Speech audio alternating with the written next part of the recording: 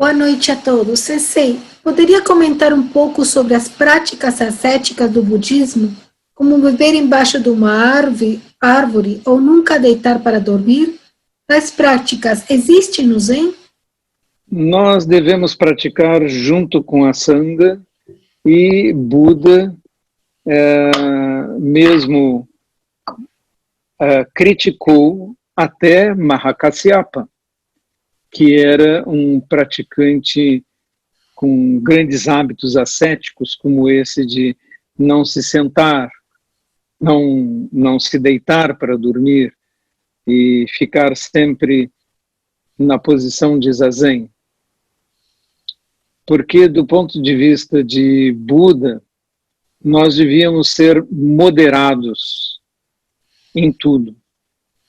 E que, como no famoso exemplo da cítara, em que ele diz que a corda muito apertada rebenta e a corda muito frouxa não toca. Nós não devemos caminhar nem para os excessos ascéticos, nem para a licenciosidade e o excesso de prazer, o hedonismo. Não é? Nem um extremo, nem outro. Nem ascetismo, nem hedonismo. Nós devemos andar no caminho do meio. No Zen, usa o japamala? Qual é o uso do japamala no Zen? No Zen, nós chamamos Juzu, e ele é usado ritualisticamente, às vezes, e como uma identificação budista. Originalmente, a função era contar mantras, mas como essa prática é praticamente inexistente no Zen, não tem essa função. Eu, pessoalmente, não uso, embora já tenha ganho vários. Pode servir para que você se sinta, ou se lembre de que você é budista, e eles têm diferentes significados de acordo com o número de contas. Você pode ter com 12 e se lembrar dos nidanas, que são os elementos da originação dependente, né? Os nodos da originação dependente, ou o número de virtudes, ou no caso dos grandes com 108, todas as dificuldades da prática, todas as dificuldades e pecados humanos, né?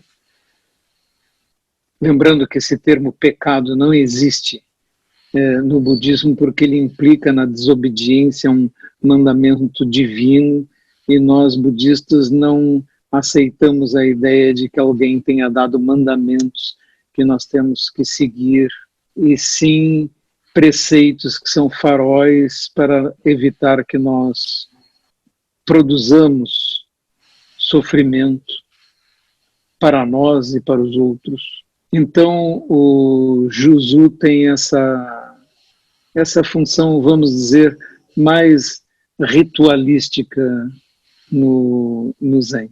Quem gosta pode usar, mas não há nenhuma obrigatoriedade de uso do Juzu. Boa noite, Sensei. Gachô, é comum pessoas que não estão sofrendo procurar o Zen. E como manter a prática depois que o sofrimento passa? Não conheço pessoas que não têm sofrimentos. Na melhor das hipóteses, as pessoas têm o questionamento sobre o sentido da existência. Se toda a existência termina em velhice, doença e morte, qual é o sentido da existência? Então, todas as pessoas têm algum sofrimento existencial. Se alguém diz não tenho sofrimento algum, ele está se referindo aos sentimentos mais grosseiros: não passo fome, não é? Ou sou amado.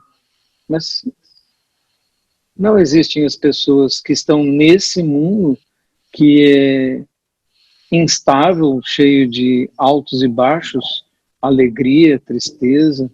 Não existem pessoas sem sofrimentos.